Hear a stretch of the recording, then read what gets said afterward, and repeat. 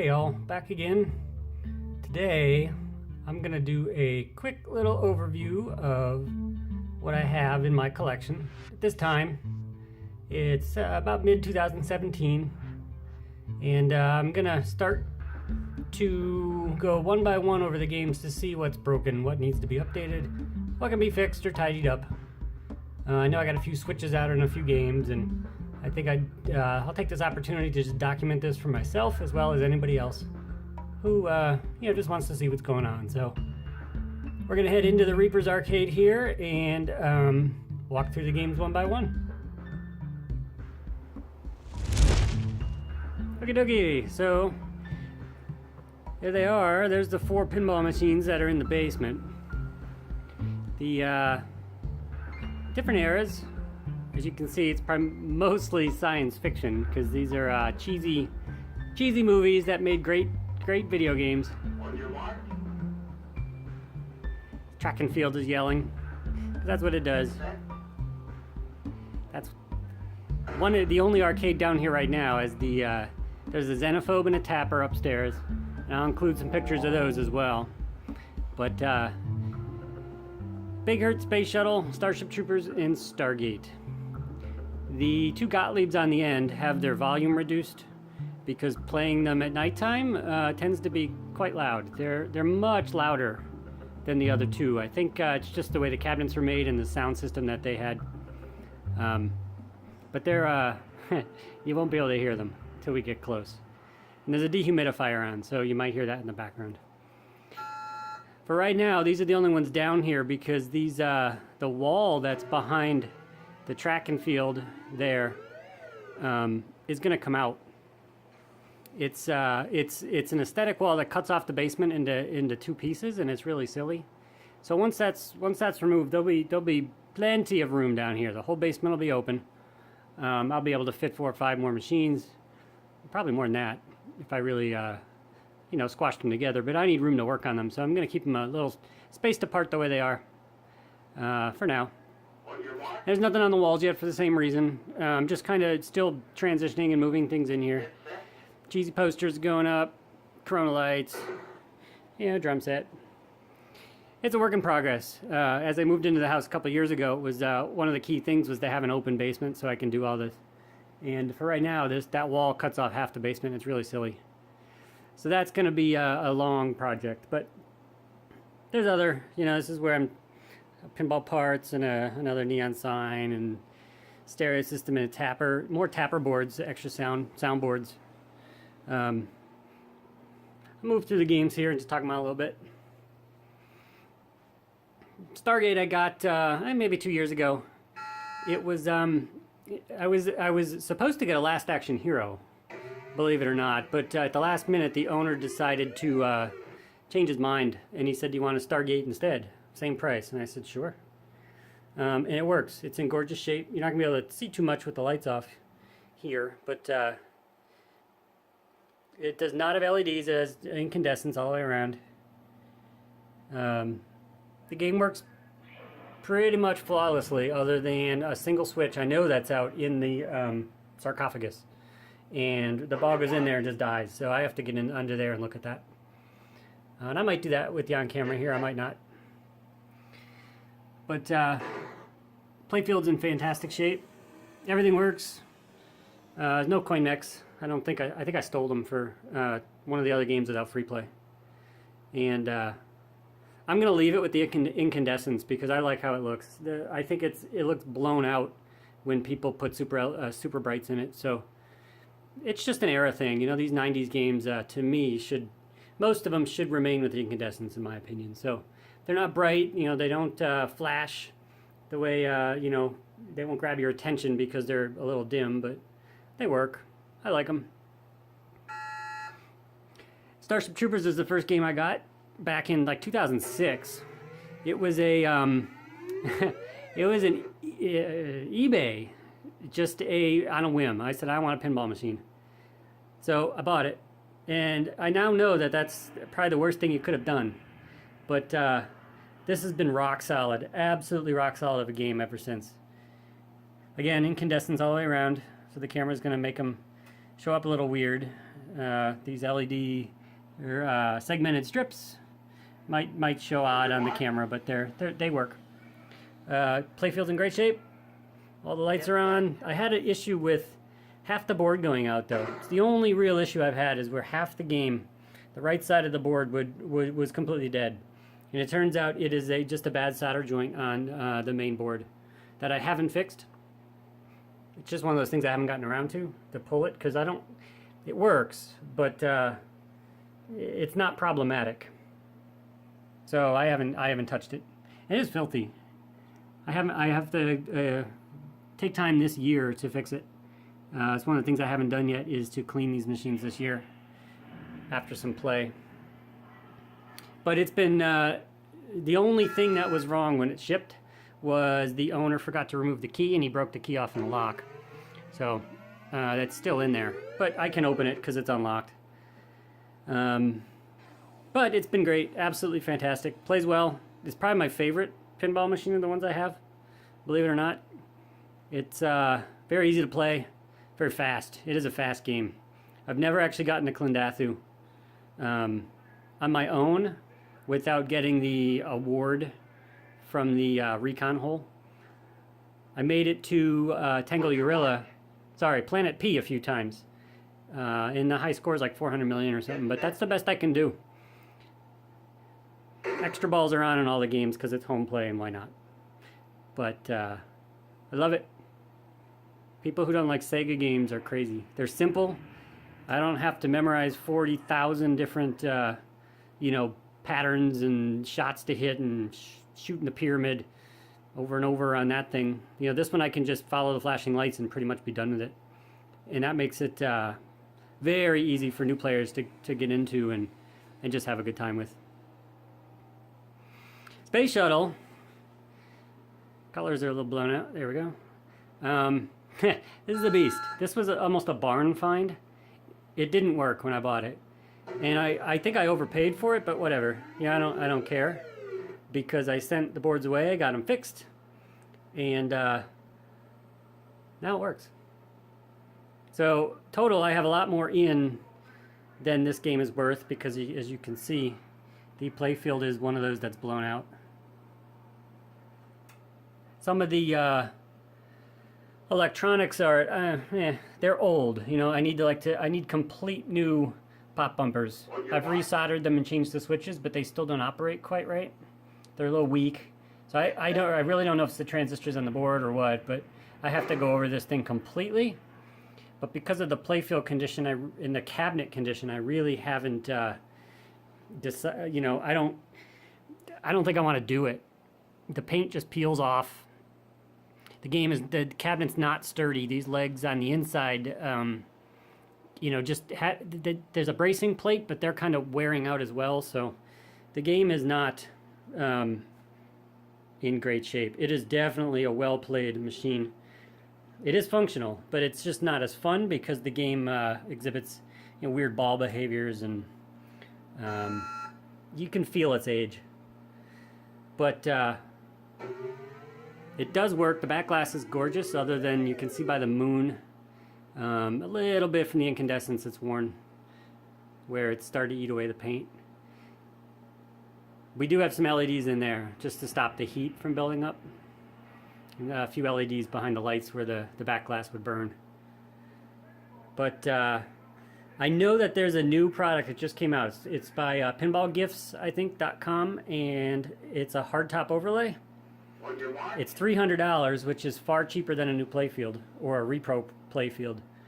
But if I do it, the bottom line is that the playfield will be nice, but the mechanics will be really, really weak, and the cabinet will be terrible. So it's not just a $300 investment at that point. It's far, far higher.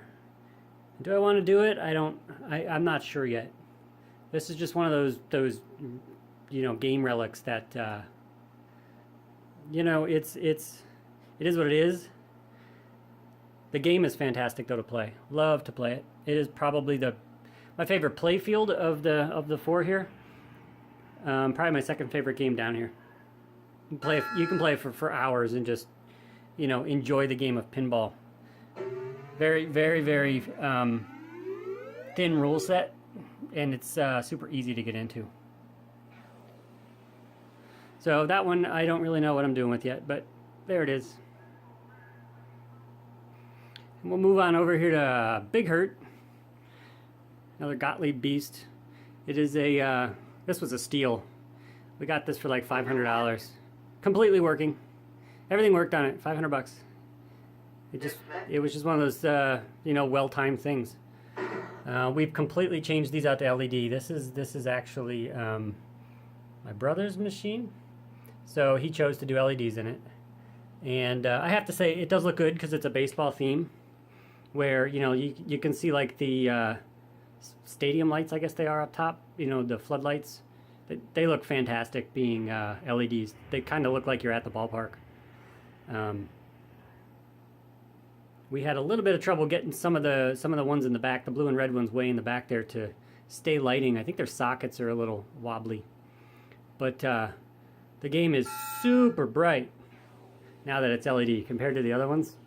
I mean, you can't even, the Space Shuttle doesn't even compare. Look at that shot.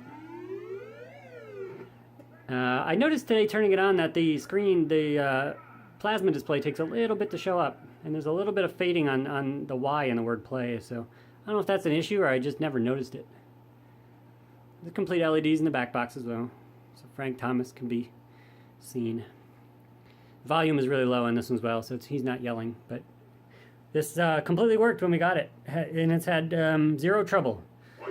We've had to adjust like this... the skill shot ramp there wasn't you know, aligned properly, and the glove mechanism works great, no issues. The two piezo switches have been a little weird though. They don't always trigger. We tried to swap them out with normal switches, but the system doesn't like that. So they register about 75% of the time, but the real impact switches are expensive. So until they die or something changes, they'll probably stay the way they are. And trading in the cards works, but it's not a big part of the game anyway. There are other ways to have fun with the trading cards you get. But there's that. This is heavy. This is like 350 pounds. It took, you know, two of us to get it down here, and it's not going anywhere. It's never going back up until I move, because it's just that heavy. Space Shuttle, we tear apart the two pieces really easily, and it weighs like, you know, 180 pounds or something. That was, you know, one person could easily move that one down. Starship Troopers comes apart pretty easily as well, because it's a Sega game, and it's heavy. It's like 250 or so. I wouldn't want to do it myself. I couldn't do it myself, but one bigger person might be able to if you tore it apart. But it's a Sega game, so it's not very deep. There's not a lot of like playfield toys and stuff, so it really doesn't weigh as much as the other ones. But Stargate, again, is like 300 pounds. It's just ridiculous. These Gottlieb System 3s are enormous. I don't recommend moving them ever. But you're not going to be able to see it here, I don't think, but all of the... no, I can't get any light. All of the side art is still... It's not faded. It's in great shape. There's no real, you know... all the red is there. The pink is there, I guess. There's very few scuff marks on it as well, so I was happy about that. Track and field. Again, I picked up dirt cheap. $190, I think. It was filthy. Gummed up with soda and every other stain, you know, in the book. It is the original cabinet. It has been spatter painted on the front, though. Again, light. I don't know if you can see it, but there's like a blue spatter paint there. That's it's okay. It's supposed to be blue, the same blue as the rest of the cabinet, but I don't mind it that way because it's actually like all of even the coin door was done. There's no Century sign here, but it's mostly smooth. You can feel the spatter a little bit. Again, for 190 bucks, it is what it is. When I got it, the control panel was blown away, absolutely blown out, because it's the trackball version. And with the trackball version comes people's hands rubbing away all the, you know, the overlay. And there were big slices here that, you know, I had to deal with. And So I found this, I don't remember where I found it. I'll have to look. I'll see if I can put an overlay in. Overlay. On the screen of where I got it. And it took a while to get the old one off, but once I did, this was pretty easy to apply. And it's in great shape. It looks almost original. Resolution's great on it, and just like what would come with it. People don't like the trackball version, but I do because I grew up with it. And it's got an LCD, as you can see, but that's only because I broke the neck on the tube by accident. I still have the G07 with whatever tube it was. It's in the other part of the garage. And it worked. It worked fine. The picture was good. It wasn't great. But as I was working on it, G07 didn't have a guard on it, and I bumped my head off the neck, and as soon as I heard that pop, I knew what happened. And stupid. So in order just to get this thing working, we threw in one of those Chinese CGA to VGA converters, and it looks great. I need to fix the cardboard overlay here. It's a little askew. And you can notice that all the scores are messed up. That's common. It's either a battery on the board that I have to remove, or the high scores get corrupt. I can't really figure it out. It happens about every 6 months. All the world records get shot. They just start to die slowly. It's like a corruption that happens in the the save scores, and it just spreads. But clearing the high scores should fix it for a while, and then it'll do it again. But the the artwork is all there, and again, it's all age appropriate. But this was all yellow and dirty. It's still not completely white at the bottom, but it's far better than it was. This is the residue from the sticker. It's not sticky or anything. It's just where people's hands have slowly worn it away. The other side is exactly the same.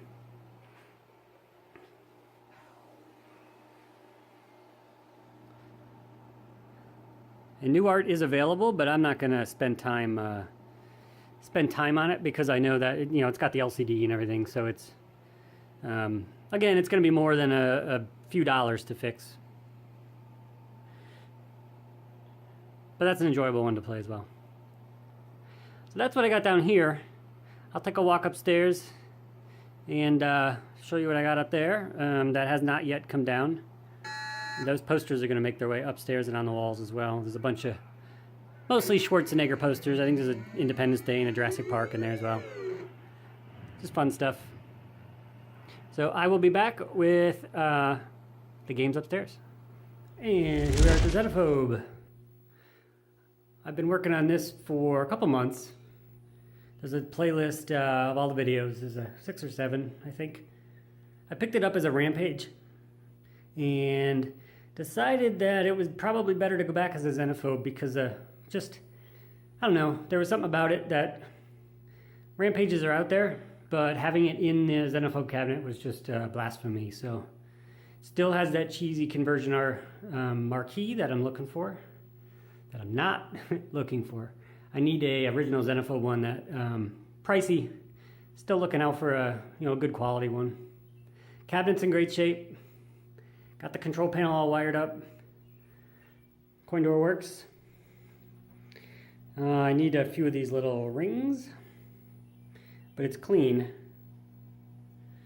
I did take some cleaner to it to scrub it up a little bit, and it's really in good shape. There's a few, you can see, there's a hole under here. I don't know if that's original or not, if this control panel was changed or if it was a universal one that Midway was using. Lots of quarters because it doesn't have a free play. Monitor I haven't touched yet. I need to get in there, but it's locked and I don't want to drill out the lock.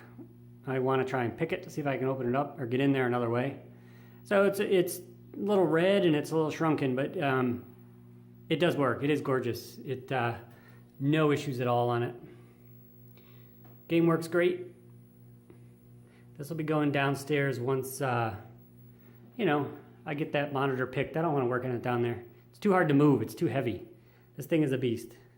It's mostly air, there's not much in it, but it's just one of those things that we'll probably take the monitor out to move it downstairs just to reduce the weight. The head doesn't come off very easily either. You can see there's giant bolts there to take it all apart, and I think it'll be easier to take down anyway with the neck on, just to balance out some of the weight. But this has been my latest project. Change the harness out, change the soundboard out, new control panel, well, new used control panel.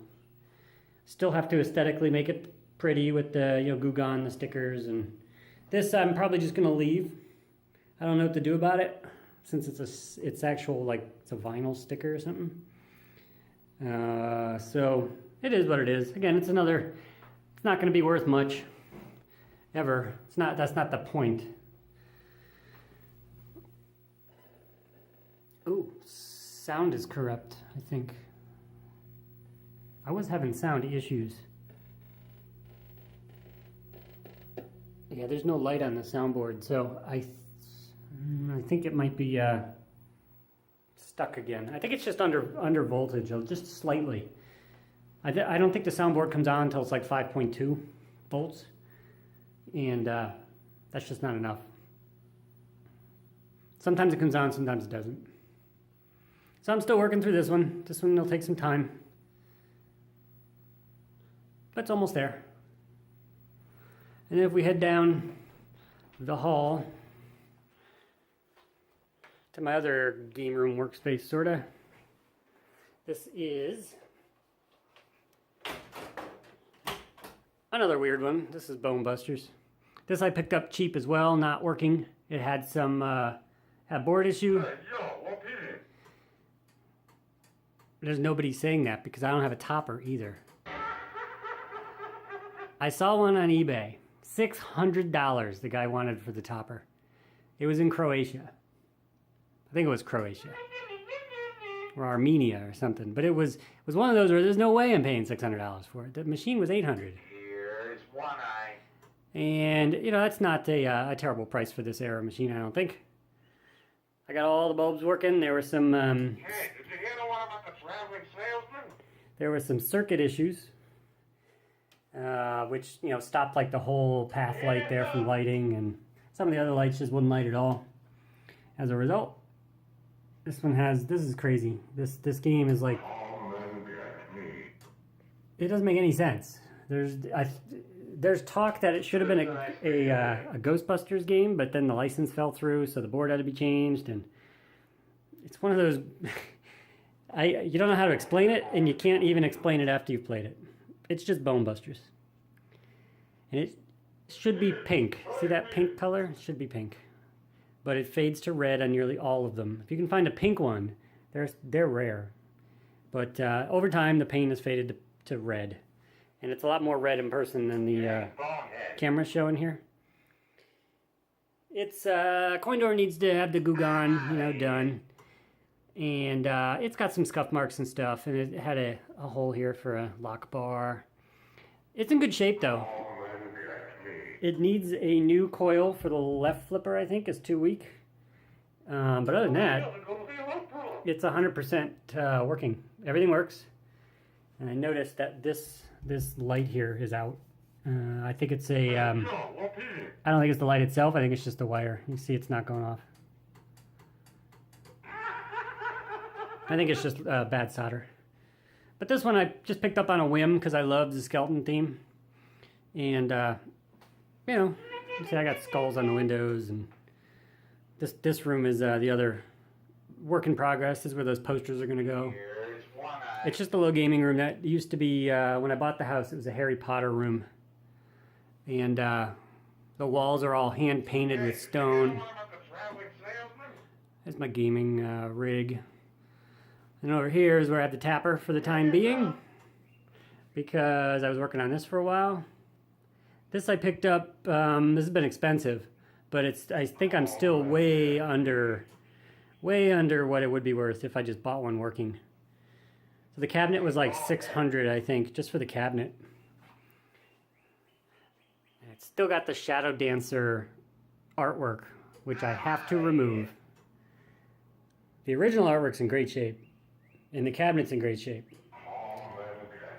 I have a playlist of the Taipan restore as well that I'm doing. I got the reproduction marquee, a reproduction bezel. This is the original control panel. I'm gonna fabricate some new interior stickers here. Everything works great. It's a little dirty, but that's again just aged. It's in no condition to be. I don't have to replace this. A little bit of wear, but it is what it is. You know, it's an older machine. One of the few I've seen with the original reflective cup holders that everybody paints over. They paint over them to make them look brass and don't like it. But these are the original brass, is in good shape. I have a video about making them shine again. But Hey, did you hear the one about the traveling salesman? shut up. Shadow Dancer it is not. I do still have the Shadow Dancer hardware. I had some sprite issues on it as well, so I may just get rid of it. I don't think I'll ever play it. But that needs to come off, and that's a project on its own. I'll definitely document that as I do it, because I do not want to destroy this artwork underneath. It is in really nice shape. But that's all the machines I have so far. I think I'm going to have a surprise coming home tonight. It's maybe an Arkanoid conversion that we're picking up dirt cheap. Again, not working. The game works. It plays blind, so I think it's just a monitor issue.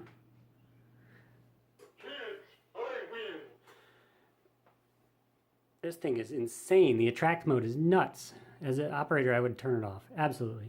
Hey, bonehead. I do like it, though. So that's that. That's everything I have so far. Mid-2017. I'll probably have some videos going up about playing these, testing them, seeing what I gotta fix, what needs to be changed or cleaned. A lot of cleaning to do. It's been a long winter, and I'm anxious to get these cleaned up again. So that's that.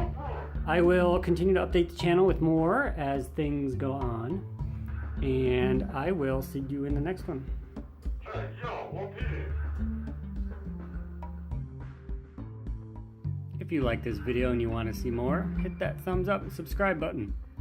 I have other arcade and pinball videos on the channel you might be interested in, like this one, and this one, even this one. Thanks for watching.